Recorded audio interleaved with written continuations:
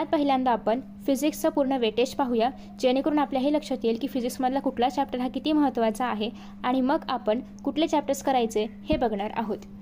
तर सगळ्यात पहिल्यांदा आपल्याकडे या ठिकाणी वेटेजचा एक चार्ट आहे. या ठिकाणी मी विथ ऑप्शन मार्क्स लिहिलेले आहेत आणि या ठिकाणी मी विदाऊट ऑप्शन मार्क्स लिहिलेले आहेत. आता विथ ऑप्शन आणि विदाऊट ऑप्शन यांच्यामध्ये काय फरक आहे तुम्ही पाहिलं असेल आपल्या पेपरमध्ये. काही प्रश्नांमध्ये NE2 सॉल्व करा, NE3 सॉल्व करा, NE4 सॉल्व करा. सो असे जे काही ऑप्शनचे प्रश्न असतात ते एकूण मिळून जे काही वेटेज आहे त्या पर्टिक्युलर चॅप्टरचं ते मी या ठिकाणी लिहिलं आहे. आणि असे काही प्रश्न आहेत, फॉर एक्झाम्पल सेक्शन ए मधला पहिला MCQचा प्रश्न किंवा त्यातलाच दुसरा इन वन सेंटेन्सचा प्रश्न. सो बेसिकली हे प्रश्न कंपल्सरी आहेत, तुम्हाला याच्यामध्ये कुठलाही क्वेश्चन ऑप्शनला नाही आहे. तर अशा प्रश्नांचे मिळून जे काही वेटेज आहे ते मी या ठिकाणी विदाऊट ऑप्शनमध्ये घेतलेलं आहे. सो आता तुम्ही म्हणाल की एवढे सगळे चॅप्टर्स आहेत, यातले नेमकं मी काय केलं पाहिजे. तर सगळ्यात पहिल्यांदा असं म्हटलं जातं की अवघड गोष्ट आधी करावी, पण आपल्याकडे तेवढा वेळ नाही आहे. सो आधी आपण आपल्याला जे काही इझिली समजेल त्या गोष्टी आधी करणार आहोत. तुम्ही जर या ठिकाणी पाहिलं तर सगळ्यात इझी चॅप्टर जो कुठला असेल या पूर्ण टेक्स्टबुकमधला तर तो आहे करंट इलेक्ट्रिसिटी. आणि तुम्ही याचं वेटेज पाहिलं. आता मी विथ ऑप्शनच वेटेज सांगते, कारण तुम्हाला मोजकेच चॅप्टर करायचे आहेत. विदाऊट ऑप्शन सोडून द्या, विथ ऑप्शननुसारच आपण या सगळ्या चॅप्टरचं वेटेज पाहणार आहोत. सो विथ ऑप्शन जर आपण पाहिलं तर करंट इलेक्ट्रिसिटी हा एकूण 6 मार्कांसाठी आहे. खूप इझी चॅप्टर आहे. याच्यामध्ये फक्त तुम्हाला किर्चॉफचा voltage law, Kirchhoff's current law त्याच्यावरती आधारित काही थोडेफार न्यूमॅरिकल्स जरी आले तरी पण तुम्हाला या चॅप्टरमध्ये भरघोस मार्क्स मिळू शकतात. तुम्हाला जर बेसिक आयडिया असेल करंट म्हणजे काय आहे, कसं काय जातं, कुठे करंट जातो, तर हे सगळं तुम्ही जरी केलं तरी तुम्हाला आउट ऑफ मार्क्स या ठिकाणी म्हणजे 6 पैकी 6 मार्क्स या चॅप्टरच्या सगळ्या प्रश्नांची मिळू शकतात जर तुम्ही हा चॅप्टर व्यवस्थित केलात तर. चॅप्टर करायला जास्त वेळ लागत नाही, 3 ते 4 तास सफिशियंट आहेत तुम्ही पूर्ण चॅप्टर व्यवस्थित करणार असाल तर. यासोबतच मी त्या चॅप्टरमधलं काय काय केलं पाहिजे याची पण एक नवीन सिरीज सुरू केलेली आहे. त्या सगळ्याचे व्हिडिओज तुम्हाला बाय दी एंड ऑफ म्हणजे पूर्ण रोज 1 ते 2 व्हिडिओज येतील. असं करत करत by the end of 15 December किंवा 20 डिसेंबर सगळे चॅप्टर्स मी कव्हर अप करेन. ठीक आहे. आफ्टर दॅट नेक्स्ट आहे, हा झाला आपला पहिला चॅप्टर. दुसरा चॅप्टर आहे AC सर्किट. अतिशय सोपा चॅप्टर आहे. याच्यामध्ये न्यूमॅरिकल्स पण खूप इझी आहेत. याच्यामध्ये तुम्हाला थोडंफार फ्लोचार्ट्स वगैरे यूज करून हा चॅप्टर करावा लागेल, पण चॅप्टर खूप इझी आहे, पटकन होईल आणि डेरिवेशन्स पण खूप जास्त काही नाही आहेत, 1-2च आहेत. सो हा चॅप्टर इझी आहे. सो तुमचे या ठिकाणी 6 मार्क झाले आणि या ठिकाणी 6 मार्क झाले. 12 मार्कांचा अभ्यास आपण केला आहे. नेक्स्ट चॅप्टर आहे तो म्हणजे स्ट्रक्चर ऑफ ॲटम्स आणि न्यूक्लियर. चॅप्टर दिसायला खूप मोठा आहे, पण तुम्ही जर PYQचे काही प्रश्न पाहिले तर यातले काही असे टॉपिक्स आहेत जे याच्या आधी कधीच विचारले नाही गेलेत. म्हणजे इव्हन तुम्ही ते टोटली स्किप केलेत, त्यातला एक शब्द तुम्हाला माहिती नसेल तरी पण तुम्ही पेपर लिहू शकता. सो असे जे काही टॉपिक्स आहेत ते तुम्ही आरामात स्किप करा आणि ते सगळं स्किप केल्यानंतर जो चॅप्टर राहतो तो खूपच लहान किंवा खूपच छोटं कॉन्टेंट आहे जे तुम्ही आरामात अगेन 3 ते 4 तासांमध्ये हा चॅप्टर कव्हर करू शकता. सो त्याच्यामुळे हे जे काही चॅप्टर्स आहेत त्याच्यामध्ये खूप जास्त न्यूमॅरिकल्स नाही आहेत, फक्त 1-2 डेरिवेशन्स आहेत, थोडासा थेरोटिकल पार्ट आहे, थोडेसे MCQs तयार होऊ शकतात, असाच हा चॅप्टर आहे. सो बेसिकली अगेन हा 6 मार्काचा चॅप्टर आहे. सो असं करून आपले आता झालेले आहेत 18 मार्क्स. सो बेसिकली तुम्हाला याच्यामधलं काय काय करायचं आहे हे मी इम्पॉर्टंट क्वेश्चन्सच्या व्हिडिओमध्ये सांगणार आहे. सो तुम्ही तेवढंच केलं तरी पण सफिशियंट आहे. ठीक आहे. किंवा तुमच्याकडे जर PYQचं बुक असेल, स्पॉन्सरशिपचा व्हिडिओ नाही आहे हा. सो PYQचं टार्गेटचं एक बुक आहे, त्याच्यामध्ये तुम्ही रेफर करू शकता. त्याच्यामध्ये आय थिंक सो 1993 पासूनचे काहीतरी, येस माझ्याजवळच आहे आता. सो 1996 पासून 2022पर्यंत, इन केस 2023पर्यंतचं पण असू शकतं. सो बेसिकली हे जे काही टार्गेट पब्लिकेशनचं बुक आहे याच्यामध्ये तुम्हाला क्वेश्चन्स पण पाहायला मिळतात आणि सोल्युशन्स पण पाहायला मिळतात. फिजिक्स, केमिस्ट्री, मॅथ्स आणि बायोलॉजी सगळ्यांसाठी आहे. याची प्राईस साधारण 460 आहे लास्ट ईयरची, आता मे बी वाढलेली असू शकते.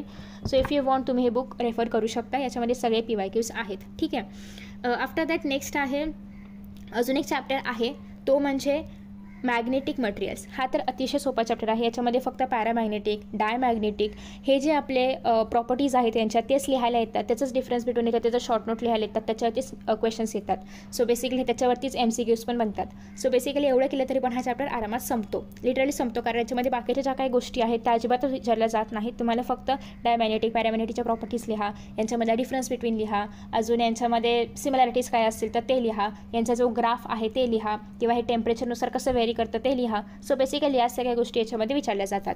सो असं करून हा पण आपला जो 5 मार्कांचा चॅप्टर आहे तर तो आरामात होऊ शकतो. सो या ठिकाणी झालेले आहेत 23 मार्क. मी तुम्हाला मार्क्स का मोजून दाखवते, कारण तुम्हाला पण कळलं पाहिजे ना की आपण पास होतोय. ठीक आहे. So as you all know की तुमच्याकडे 30 मार्क जे असतात तर ते कशासाठीचे असतात, प्रॅक्टिकल्सचे असतात, आणि 70 मार्कांचाच फक्त लेखी पेपर असतो. त्या 70 मार्कामधले आता आपल्याला मिळालेले आहेत 23 मार्क, आणि 30 मार्क जे आहेत ते आपले ऑलरेडी प्रॅक्टिकल्स आहेत. इन केस तुम्हाला 30 पैकी 30 नाही मिळाले तरी ॲटलिस्ट 20 ते 25 तरी मिळू शकतात. सो आपण ॲज्युम करूया की तुम्हाला प्रॅक्टिकलचे 25 मार्क्स मिळाले आणि आत्ता जे आपण पेपर लिहिणार आहोत त्याच्यामध्ये तुम्हाला 23 मार्क मिळाले, तर तुम्ही या ठिकाणी आरामात पास तरी आहात. ठीक आहे. आता फक्त काठावर पास पाहिजे का? 48 म्हणजे इट्स लाईक तुम्ही पास आहात, बऱ्यापैकी पास आहात, पण आपल्याला अजून मार्क्स स्कोर करायचे आहेत. मग अजून कुठले इझी चॅप्टर्स आहेत? तर अजून एक इझी चॅप्टर आहे, तो म्हणजे kinetic theory of gases and radiation. हा पण याच्यामधले जे काही न्यूमॅरिकल्स आहेत, फक्त एक फॉर्म्युला वापरून तुमचे न्यूमॅरिकल सॉल्व्ह होतात. फक्त एकच फॉर्म्युला तुम्हाला वापरायचा आहे आणि न्यूमॅरिकल सॉल्व्ह होतात. थिअरीमध्ये पण खूप इझी थिअरी आहे, पटकन सॉल्व्ह होते आणि तुम्हाला इझिली हा चॅप्टर जो आहे तो कव्हरअप करता येईल. जास्त काय वेळ तुम्हाला या चॅप्टरला द्यावा लागणार नाही. सो अगेन हे जे 7 मार्क आहेत ते आपण आता ह्याच्यामध्ये ॲड करूया. ठीक आहे. सो झालेले आहेत आपले 30 मार्क. आफ्टर दॅट नेक्स्ट आहे, आता अजून कुठला इझी चॅप्टर आहे? आय थिंक सो की तुम्ही रोटेशनल डायनॅमिक्स खूप पहिला चॅप्टर आहे. सो कुठे जातो आहे हा रोटेशनल डायनॅमिक्स पहिलाच चॅप्टर आहे. सो याच्या आधी कधीतरी त्याला उघडून पाहिलं असेल किंवा काहीतरी त्यातलं केलं असेल. सो पूर्ण चॅप्टर नसेल केला तरी पण ॲटलीस्ट तुम्ही याचे 2 ते 3 मार्कांचे उत्तर तर लिहू शकता ना. म्हणजे पूर्ण चॅप्टर नसेल केलं, पण एखादं डेरिवेशन केलं पेंड्युलमचं किंवा एखादं डेरिवेशन केलं असेल कुठलं तरी दुसरं वर्टिकल मोशनचं वगैरे. सो एवढं जरी केलं तरी तुम्हाला या ठिकाणी 5 मार्कासाठी येतं वर्टिकल मोशनचं डेरिवेशन लिहायला. सो ॲटलीस्ट तुम्ही पूर्ण नाही केलात, अर्ध जरी लिहिलं तरी तुम्हाला या ठिकाणी 3 मार्क तरी मिळू शकतात 7 मार्कापैकी. सो आपण ॲज्युम करूया की रोटेशनल डायनॅमिक्स तुम्ही थोडंफार केलेलं आहे, वरच्यावर केलेलं आहे, काही एकदम ठराविक डेरिवेशन केलेले आहेत, एकदम ठराविक प्रश्नांची उत्तरं लिहिली. हा पहिलाच चॅप्टर आहे. सो आपण पहिल्यांदा काहीतरी यातलं करतोच. त्याच्यामुळे तुम्ही असं ॲज्युम करूया की आपल्याला या ठिकाणी 33 मार्क्सपर्यंत मिळाले. आफ्टर दॅट नेक्स्ट आहे मेकॅनिकल प्रॉपर्टीज ऑफ फ्लुइड. थोडासा लेंदी चॅप्टर आहे, पण यातले तुम्ही थोडेफार जरी PYQs केलेत, म्हणजे फक्त PYQs केलेत तरी पण तुम्हाला या ठिकाणी आरामात 4 मार्क तरी मिळतील. 3 मार्क मी यासाठी राखून ठेवलेले आहेत कारण कधी कधी या चॅप्टरमधून खूप अटपट असा काहीतरी वेगळाच प्रश्न विचारला जातो जो PYQsमध्ये नाही विचारला गेला. सो त्याच्यामुळे आपण सेफर साईडसाठी खेळतोय. सो बेसिकली तुम्ही याच्यामधले वरवर फक्त PYQs जरी केले, जास्त काही PYQs नाही आहेत, इव्हन तुम्हाला न्यूमॅरिकल्स नाही करायचे आहेत, फॉर्म्युला पाठ होत नाही आहे, ते सगळं सोडून तुम्ही फक्त PYQsमध्ये थेरोटिकल क्वेश्चन जरी केले तरी पण तुम्हाला 4 मार्क्स याच्यामध्ये मिळू शकतात. सो असं करून या ठिकाणी झालेले आहेत आपले 37 मार्क्स. आफ्टर दॅट नेक्स्ट तुम्ही जर पाहिलं तर या ठिकाणी तुम्हाला असं ऐकून असेल की वेव ऑफ टीज खूप अवघड आहे, नाही करायचं, नका करू. पण त्यासोबतच तुम्ही जर या ठिकाणी पाहिलं तर हा एक चॅप्टर आहे इलेक्ट्रोस्टॅटिक्स. अगेन हा पण इम्पॉर्टंट आहे, पण याच्यामध्ये 3 महत्त्वाचे डेरिवेशन्स आहे, स्पेअरचं, सिलेंडरचं. सो असे काही डेरिवेशन्स या ठिकाणी महत्त्वाचे आहेत जे तुम्हाला करावे लागतील कारण ते PYQsमध्ये येऊन गेलेले आहेत. सो तुम्ही जर डेरिवेशन्स करणार असाल, थेरोटिकल पार्ट थोडाफार करणार असाल तर तुम्हाला हा चॅप्टर खूप इझी जाईल. डेरिवेशन्स त्याच्यामध्ये महत्त्वाचं आहे, थेरोटिकल इझिली होऊन जाईल. सो बेसिकली आपण पूर्ण मार्क नको कन्सिडर करूया की तुम्हाला या ठिकाणी पण 4 मार्क मिळाले. ठीक आहे. सो अशा पद्धतीने हे झाले 41 मार्क्स. आपले ऑलरेडी 30 मार्क्स आहेत. सो असे मिळून 25 पकडले होते ना आपण. आपले ऑलरेडी 25 मार्क्स आहेत जे की तुम्हाला प्रॅक्टिकलचे मिळणार आहेत. जास्तच मिळतील पण आपण कमीत कमी 25 ॲज्युम करूया. सो या ठिकाणी झालेले 66 मार्क्स, जो की एक प्रिटी गुड स्कोर आहे, तुम्हाला 75% घेऊन जाणारा. ठीक आहे. आफ्टर दॅट नेक्स्ट आहे, आता याच्यामधले जे बाकीचे चॅप्टर्स आपण सोडलेले आहेत. फॉर एक्झाम्पल हा जो एक चॅप्टर आहे dual nature and radiation of matter, हा पण खूप इझी चॅप्टर आहे. याच्यामध्ये पण तुम्हाला प्लँक्स कॉन्स्टंटवरती काही क्वेश्चन सॉल्व्ह करायला येतात, ड्युअल नेचर ऑफ लाईटवरती क्वेश्चन्स येतात, फोटो इलेक्ट्रिक इफेक्ट ऑफ लाईटवरती क्वेश्चन्स येतात. हे पण तुम्ही फक्त PYQs केले तरी पण हा तुमचा चॅप्टर होईल. सो या ठिकाणी आपण 5च्या 5 मार्क्स कन्सिडर करूया.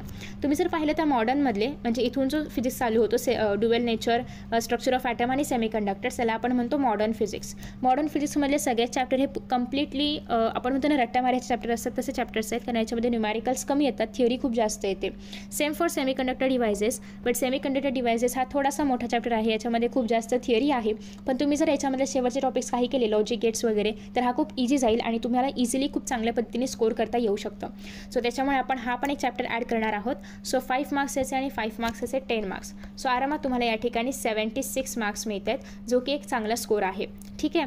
आफ्टर दॅट नेक्स्ट तुम्ही जर या ठिकाणी पाहिलं सेमीकंडक्टर्समधलं मी तुम्हाला सांगितलेलं आहे लॉजिक गेट्स किंवा झेनर डायोड आहे, ॲव्हलॅन्चे ब्रेकडाऊन आहे, झेनर ब्रेकडाऊन आहे. या काही गोष्टी जर तुम्ही केल्यात तर तुम्हाला इझिली या ठिकाणी मार्क्स मिळतात. याच्यामध्ये असे पण काही क्वेश्चन्स येतात की सोलार सेलचं बेनिफिट्स लिहा किंवा बेनिफिट्स नाही, ॲडव्हान्टेजेस लिहा सोलार सेलचे वगैरे.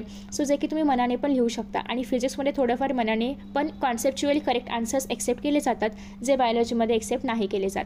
सो बेसिकली त्याच्यामुळे तुम्ही फिजिक्समध्ये अशा काही गोष्टी ॲड करू शकता ज्या की तुम्हाला माहिती आहेत, याचा आन्सर कॉन्सेप्च्युअली करेक्ट आहे. सो तुम्ही त्या गोष्टी इथे लिहू शकता. सो सेमीकंडक्टर इज लाईक तुम्ही मनाने पण याच्यामध्ये बऱ्याचशा गोष्टी ॲड करू शकता, असा हा चॅप्टर आहे. आफ्टर दॅट नेक्स्ट नेक्स्ट तुम्ही जर पाहिलं तर थर्मोडायनॅमिक्समधलं काय काय केलं पाहिजे. थर्मोडायनॅमिक्स अगेन खूप मोठा चॅप्टर आहे. ऑलमोस्ट काहीतरी 30 का 40 पानांचा हा चॅप्टर आहे, जो की खूप मोठा आहे.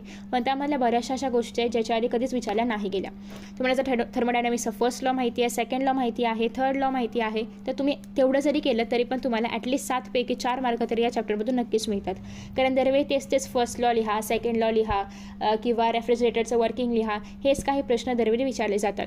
तुम्ही जर PYQमध्ये पाहिलं तर तुम्हाला जास्त प्रश्न पाहायला पण नाही मिळणार, कारण आधी हा चॅप्टर 12ला नव्हता, आता नवीन सिलेबसनुसार ॲड झालेला आहे. त्याच्यामुळे तुम्हाला त्याच्यामध्ये PYQs पण नाही पाहायला मिळणार. पण या चॅप्टरमधला फक्त वर्क डन असेल किंवा ती जी आपली सायकलवाला एक ग्राफ तुम्हाला पाहायला मिळेल असा समथिंग.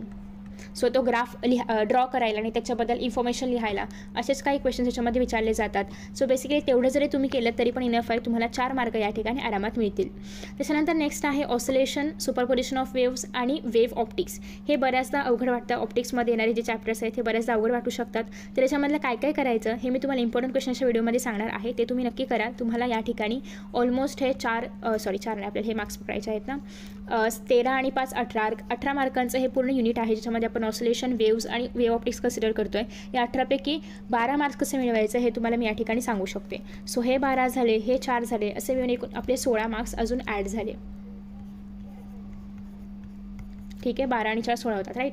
सो बेसिकली अशाच पद्धतीने आपण एकदम कमी वेळामध्ये जास्तीत जास्त अभ्यास कसा करायचा हे पाहतोय. आणि या ठिकाणी 7 आणि 2 9 मार्क्स. सो बेसिकली 92 मार्क्स आपण आतापर्यंत कसे स्कोर करायचे ते पाहिलेले आहेत. इव्हन तुम्हाला इलेक्ट्रोमॅग्नेटिक इंडक्शन करायची गरज नाही आहे, magnetic field due to electric current करायची गरज नाही आहे, मेकॅनिकल प्रॉपर्टीजमधले एकदम छोटे छोटे टॉपिक्स, ऑसिलेशन, सुपरपोजिशन, वेव्ह ऑप्टिक्समधले काही टॉपिक्स करायचे आहेत, बाकी तुम्ही स्किप करू शकता.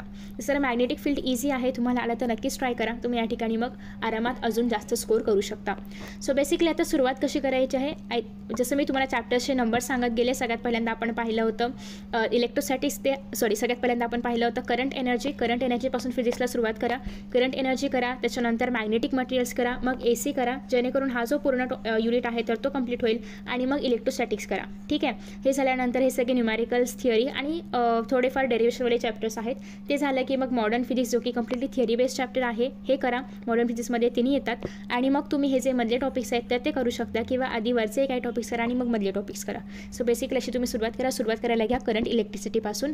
इझी चॅप्टर आहे, पटकन कॉन्फिडन्स वाढेल आणि तुम्हाला अजून सॉल्व्ह करायला मजा येईल.